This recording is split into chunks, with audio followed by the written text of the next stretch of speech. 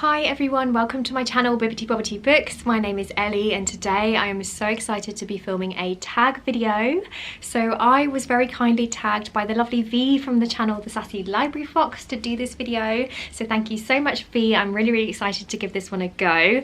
V has such a lovely, bright, bubbly personality and I just really love her channel. She's so enthusiastic about books and it's really infectious. So I highly recommend that you go and check out her channel if you haven't already. Of course, I will have it linked down below for you, so definitely go and do that. This tag video is actually all based on the TV programme Friends, which is so perfect because I of course love watching Friends growing up in the 90s. It's such a comforting programme for me. Even though I've watched all of the episodes about 1,000 times by now, they just don't get old. I just find it so comforting. So I believe that this tag video was actually put together by Laura from the channel Lovely Like Laura, so thank you so much Laura as well for creating this one. If you want to give this one a go with me, please do drop your answers down in the comments below because I'd love to read through your answers and see what you come up with. I think that's such a fun way to get book recommendations. But without further ado, I'm just going to jump straight in with the first prompt.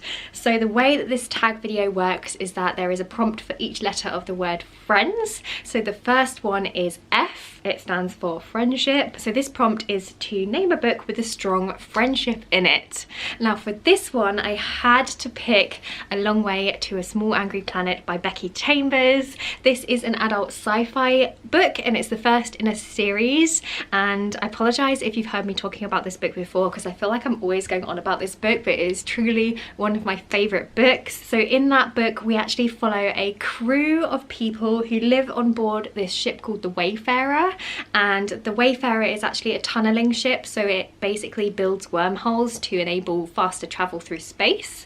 And honestly, the book is much more about character development than it is about adventure. So I feel like if you're a plot-driven reader, you might not necessarily get on with this one, but it is truly wonderful if you like a book that explores friendship dynamics and relationships, because the focus is very much on the crew and the bonds that they form with each other. And there are all sorts of different species within the crew and within the wider world. So we've got all sorts of different alien species, we've also got AIs, and we've of course got humans, and it's just so fascinating finding out about the different cultures of the different species and their histories and the way that that affects their behaviour. I think the world building is phenomenal as well. I think just how detailed Becky Chambers goes into the different species and the kind of politics and everything just makes it feel very well realised. So yeah, it is such a fun place to be, so definitely check that out if it sounds interesting to you. The next prompt is R and it's for real life. So it says a non-fiction book that you want to read. Now I recently filmed a non-fiction wishlist video, so I'll definitely have that linked down below if you want to find out a little bit about some of the non-fiction books that I have on my radar. Non-fiction is a genre that I really want to get more into, but I find it quite intimidating if I'm being honest, but it's one that I really want to try and read more from because there's so many fascinating topics that I want to learn about. But one book that I'm particularly excited that I did actually talk about in that other video is a book called Entangled Life, and it's written by Merlin Sheldrake. So this is actually a book all about fungi, which might sound a little bit random, but it honestly sounds really fascinating to me. So I'm just going to read you a little snippet from the blurb. So it says, the more we learn about fungi, the less makes sense without them. They can change our minds, heal our bodies, and even help us avoid environmental disaster. They are metabolic masters, earth makers, and key players in most of nature's processes. In Entangled Life, Merlin Sheldrake takes us on a mind-altering journey into their spectacular world and reveals how these extraordinary organisms transform our understanding of our planet and life itself. So yeah, it just sounds so fascinating. Fungi is something that I don't really know much about, to be honest, but I did actually recently watch a documentary called The Green Planet, which is narrated by David Attenborough. Fantastic TV show if you're interested in all things nature. But in one of the episodes they actually talked about fungi, and in particular the fungi network, which is this kind of underground network of fungi in the forest which connects the trees together.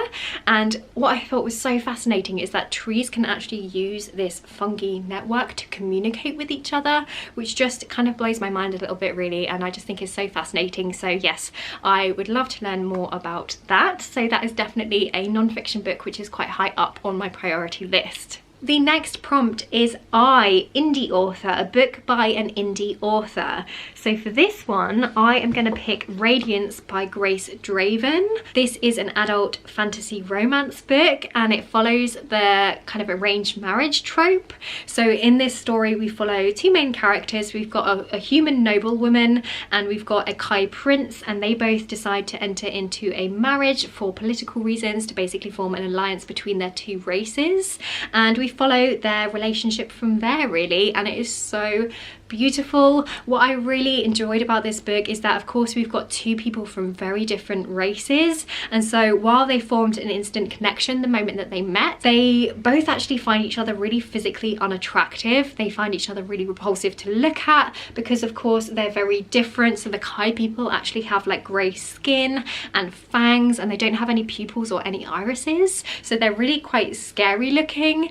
And so we see our main characters basically form this really respectful friendship first, and then we ever so slowly see that blossom into something more romantic, and it is just so lovely to watch and also really quite refreshing, because I feel like a lot of the fantasy romance that I've read recently have been very much kind of insta love or insta lust. We have a lot of that kind of sexy fae, you know, who are super attractive, and a lot of that instant chemistry between characters. So it was actually really lovely to read something that was a little bit different, and to have characters that actually don't find each other physically attractive in the beginning, and the focus is very much on forming this friendship first. And I just feel like that made the romance have a bigger payoff for me, and I just thought it was really lovely basically. And I also really enjoyed that we had both perspectives in here. I particularly enjoyed reading from the Kai Prince's perspective because he looks at humans very differently.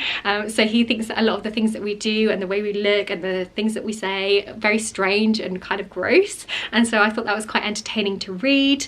And I also enjoyed the wider world in here. So there was quite a lot of politics in here because there are some people who aren't happy about the union between these two races, and that causes quite a lot of political tension in this world, and I thought that was quite interesting to read about. And this is actually the first book in a series, and I will definitely be continuing on. So yes, if you're in the market for a fantasy romance and you're wanting something that's perhaps a little different, then I would recommend this one, especially if you like a friends to lovers dynamic. So the next prompt is E for Endings, a book where the ending made you scream. Now for this one, I had to pick a book that I read recently, and that is House of Sky and Breath. This is the second book in a epic adult fantasy series that was written by Sarah J Maas, and obviously I can't talk too much about the plot of this second one because it's a sequel, but the first one follows our main character Bryce Quinlan, who is a half fae, half human woman, and she ends up getting kind of entangled in this murder investigation because she has personal connections to the victims.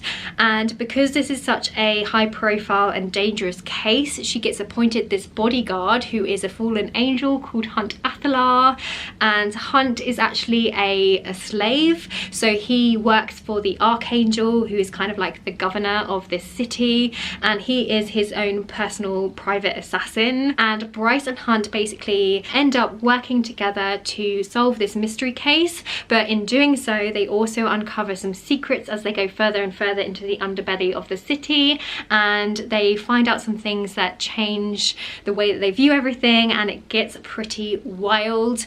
The world building is incredibly intense in this book. There's a lot of politics and just a whole lot going on. We've got lots of fantasy races in here, and yeah, I did actually really enjoy the first book in this series, so I had very high expectations for this second book, although unfortunately I didn't love this second book.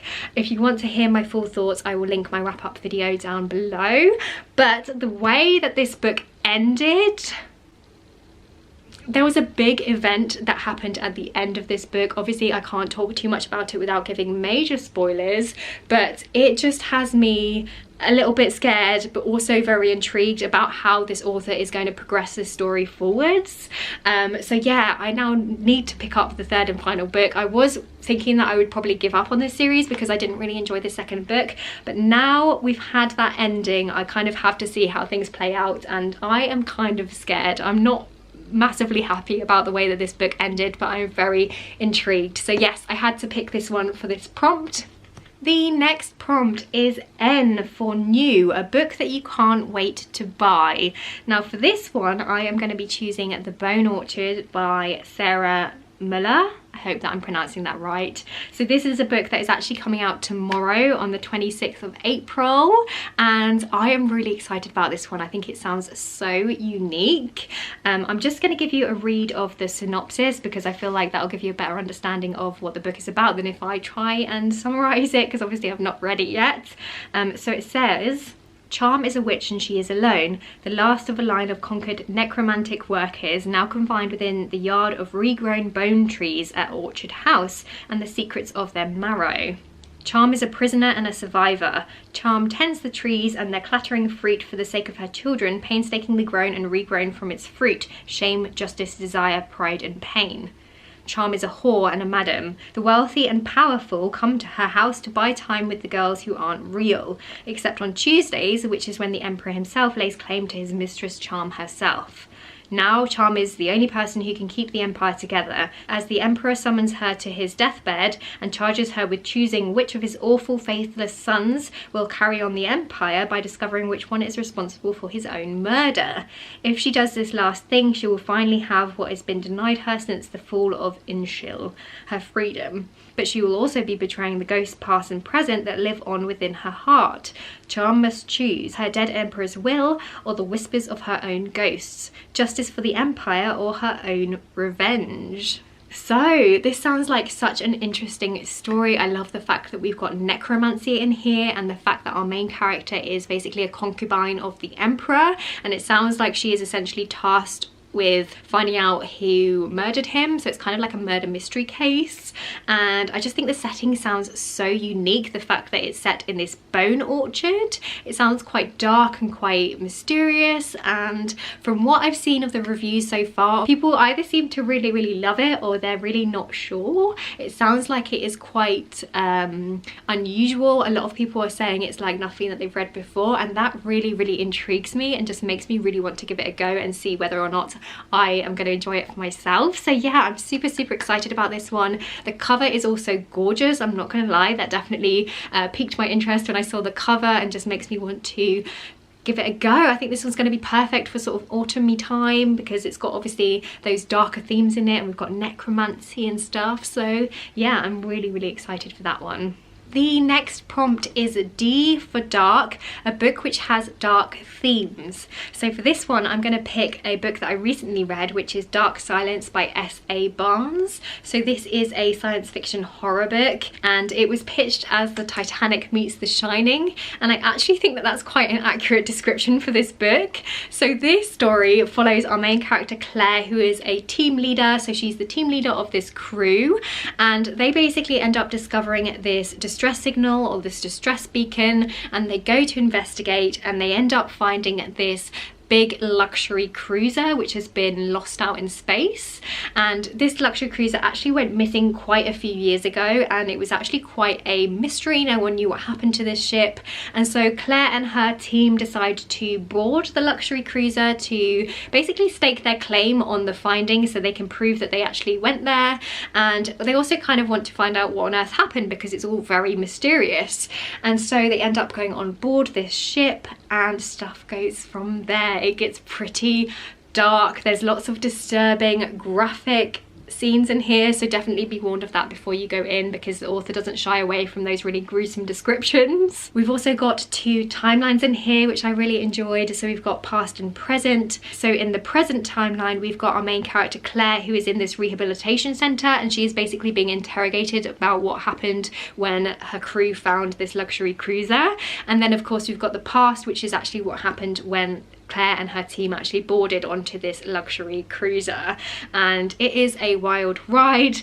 The atmosphere in here is so tense, and yeah, I had a good time with this one. We've also got that trope of, is it something psychological, or are things really happening? Is it hallucinations? Is what's happening real? All of that stuff, because our main character actually had a very traumatic event happen to her in her childhood which has affected her psychologically. The only thing that I would say is that the science fiction elements in this book are actually quite light, so if you are a big sci-fi reader and you're looking for a lot of those science fiction elements, you might not necessarily get on with this one, because as I said before, they are very light. But yes, I thought this was such a unique setting as well, because the luxury cruiser that they find is actually fashioned like an old Earth ship, so it literally looks like the Titanic floating out in space, which I just think is so unique. So yes, scary, intense and enjoyable horror book. Okay, and then the final prompt is S for share. Share the love and tag some of your favorite channels. So I have 5 channels that I would like to tag today. They are all fantastic. I would highly recommend that you go and check these channels out if you haven't already, because they are all wonderful people and just have fabulous channels. So the first one is Jessie from the channel Jessie the Sleepy Koala. The second one is Marissa from Genregarden. Then we've got Stephanie from the channel Skim with Steph, Harriet from Harriet's Book Corner, and Rachael from Rachel's Reading Nook. So if you all haven't done this tag before, I would love for you to give it a go. I'd be really interested to hear your answers. Obviously no pressure if you don't want to give it a go or you don't have time or anything. And yeah, that's it from me for today. I really hope that you enjoyed this one. Please let me know what your answers would be down below, because I'd love to have a chat with you in the comments. Or if you just want to let me know that you're here and you're not sure what to write, you can always leave me a little heart in the comment section, because honestly when I see that, it just brightens my day. It really does. So yes, thank you so much as always for your support on my little channel, and I guess I will see you next time with another video. Bye!